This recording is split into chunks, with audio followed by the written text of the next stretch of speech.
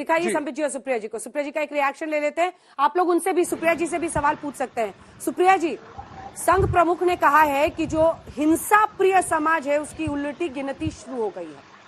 एक सख्त law and order हम पालन कराते हैं, अगर कोई पत्थरबाजी करेगा तो उस पर बुलडोजर चलेगा, उसके खिलाफ कार्रवाई होगी, ये सरकार सुनिश्चित कर रही है। और क्या वही संदेश आप उस बयान में भी देखती?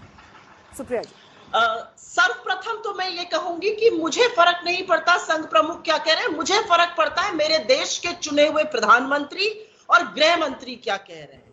संघ प्रमुख का कुछ कहना या ना कहना मेरे लिए मायने नहीं रखता है।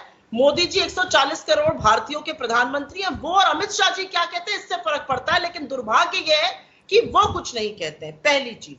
दूसरी चीज, जो संघ प्रमुख ने कहा उस पर बिना टिप्पणी करे मैं उनकी इस बात को से सहमत हूं। जो हिंसा फैलाएगा वो इस देश के खिलाफ साजिश कर रहा है, और यही साजिश अयोध्या में 9 लोगों ने मिलकर रची। और ये हिंदू मुसलमान की बात नहीं है, जो भी इस देश में दंगे भड़काने की, धार्मिक उन्माद फैलाने की, हिंसा फैलाने की साजिश रचेगा वो उसकी जगह जेल में होनी चाहिए। आपको पता है अयोध्या में क्या हुआ? मैं अपने डिस्ट्रिक्ट महाराजगंज में हूं, बहुत ही कम दूरी पर, 150 किलोमीटर से दूर पर यहाँ पे अयोध्या है। अयोध्या में 9 लड़कों को लगा कि साजिश रचनी चाहिए, तो उन्होंने मंदिरों के बाहर मीट फेंका। और मैं स्वागत करती हूँ योगी आदित्यनाथ की सरकार और पुलिस का कि उन्होंने उन लड़कों को गिरफ्तार करके जेल में डाला है, और जरूरी है ऐसे लोगों का जेल में डालना। वो लड़के कौन थे? उनका नाम था महेश मिश्रा, प्रत्युष श्रीवास्तव, दीपक गौड़, ब्रजेश पांडे, शत्रुघ्न प्रजापति। इन लड़कों ने मीट फेंका, धार्मिक किताबें फेंकी, बड़े उन्माद और हिंसा भड़काने वाले भड़काऊ पोस्टर लगाए हिंदू मुस्लिम विवाद कराने के लिए। मैं स्वागत करती हूँ इस बात का कि उनको जेल देनी पड़ी। और वैसे ही अगर कोई पत्थर फेंकता है तो उसकी भी जगह जेल में। मैं फिर से एक बात कहूंगी अंजना जी, आपके शो में मैं शामिल नहीं हो सकी क्योंकि मैं बाहर हूँ दिल्ली से, लेकिन मैं एक बात जरूर कहूंगी। आपने जब अपना ओपनिंग दिखाया था और मैं थोड़ी देर से ज्वाइन कर पाई, मुझे बहुत सारे वहां यंग बच्चे दिख रहे हैं, और ये यंग बच्चे एक ही सवाल पूछना चाहते हैं कि माँ बाप ने हमें पढ़ा दिया, हमने मेहनत कश करके पढ़ाई करी है, दिन रात एक करके पढ़ाई करी है, हमारी नौकरियां कहाँ हैं? ये बच्चे पूछना चाहते हैं महंगाई क्यों है? हमारे जिले में 4 घंटे बिजली आ रही है, क्यों सिर्फ 4 घंटे बिजली आ रही है?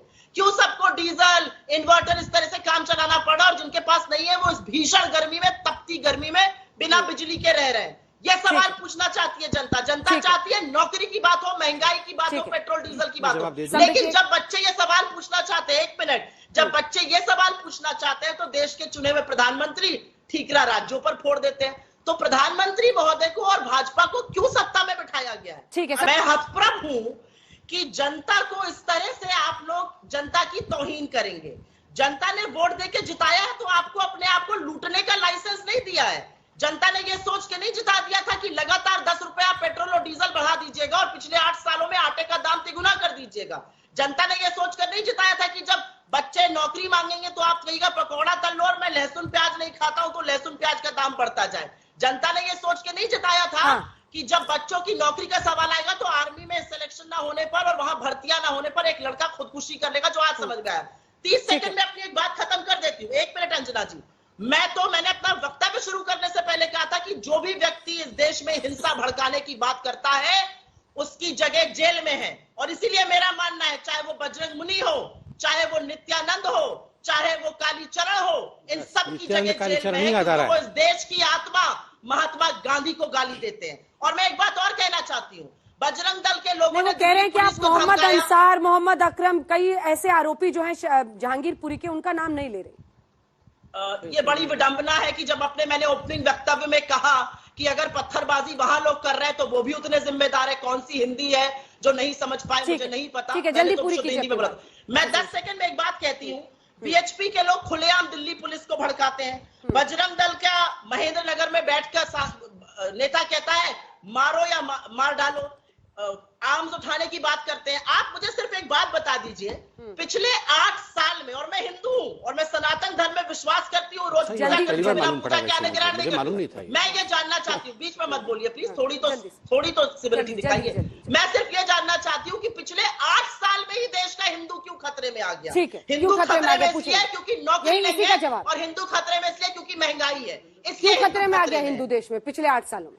देखिए